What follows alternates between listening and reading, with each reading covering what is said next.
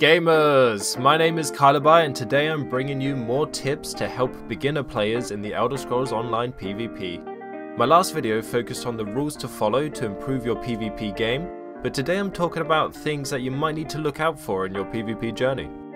Things that the long-time veterans might take for granted, but some of the less experienced players would find helpful to know. I definitely learned these the hard way, so hopefully I can make your PvP slightly easier and more enjoyable for you. And who knows, even if you do know your way around PvP, you still might learn something or be reminded of something you haven't thought about in a while. It's always useful to revisit the fundamentals. So let's get started.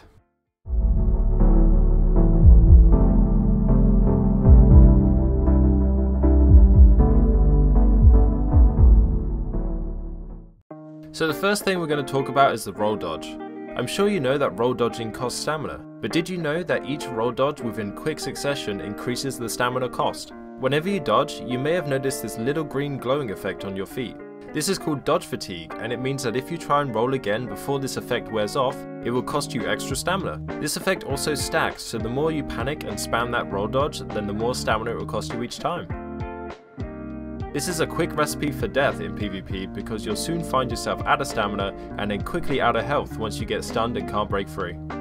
This green glowing dodge fatigue effect lasts around 2 seconds, so if you practice the timing and only dodge roll after it wears off, that will go a long way to saving your resources.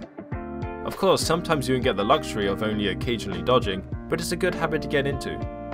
It is also worth noting that you can decrease the stamina cost of dodge roll by wearing more medium armor or using the well-fitted armor tray. Nice quick and easy tip here. When you successfully win a fight and take the keep, stay on your guard just a little while longer, especially whilst you're repairing the door. A lot of Nightblade bombers like to wait for the keep to turn and then all of the unbuffed players crowd around and repair the door. I've been a victim of this tactic more than once. It can also be applied to taking resources.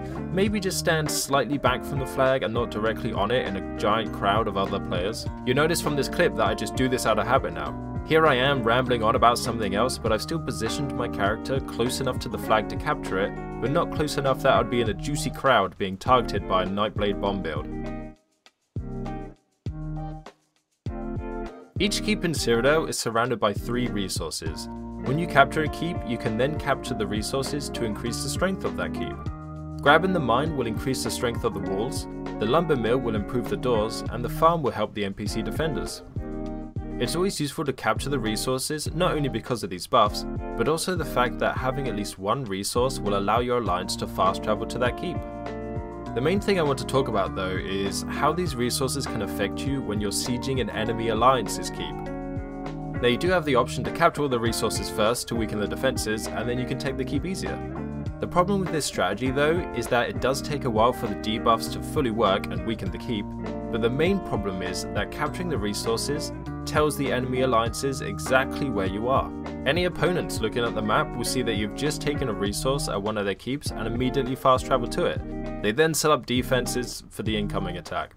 This will make your life a million times harder than it needs to be trying to attack a door or a wall with hundreds of defenders inside. The easiest way to take a keep is to have the job mostly done before they even notice that you're sieging it. This is why I always recommend ignoring the resources at first and going straight for the keep. Nobody's going to know that you're there until you get a wall or door under 50% health, and then that means they can't fast travel there anyway. This strategy buys you so much time because the enemy can only run over on their mount to defend, and by the time they're there, the job's already done. 9 times out of 10, it's always best to attack the keep head on because you're always at an advantage when the enemy doesn't know where you are. Long story short, attack the keep first, take the resources after. I've seen way too many failed attacks because they gave away their plan of attack and took way too long to do it. Let's talk about crowd control. There are many different ways to limit your opponent's abilities and movements, such as snares and immobilizations, but the main one I want to focus on is stuns. When you stun an opponent and they break free, you'll notice they get this little swirling effect around the feet. That's right, we're looking at the feet again.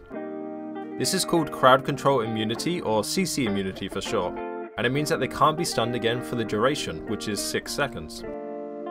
This mechanic is in place to prevent people from just being stunned constantly until they die, so it does add an extra layer to the combat. If you can learn to keep an internal clock and consistently stun your opponent every time their CC immunity wears off, and that will go a long way to making them run out of stamina, giving you the advantage.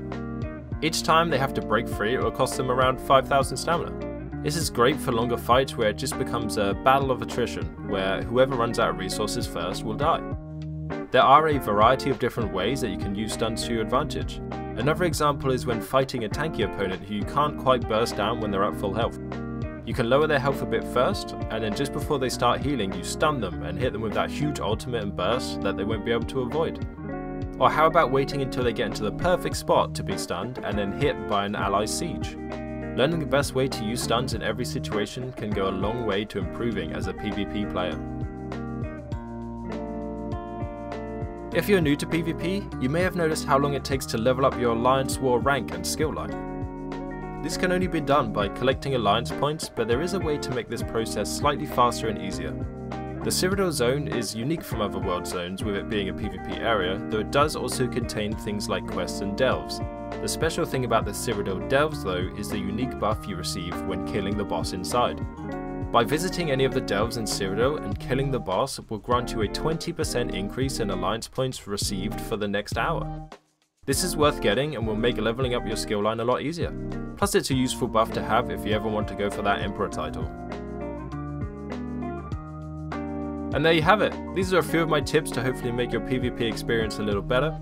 Be sure to leave a like and subscribe to the channel for more PvP builds and guides. If you have any other handy PvP tips for fellow players, then be sure to leave them down in the comments.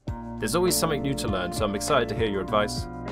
And of course, be sure to check out my live streams over at twitch.tv/KyloByte. I'll leave a link to my channel in the description. Thank you so much for watching everyone, have a great day, and I'll see you in the next one.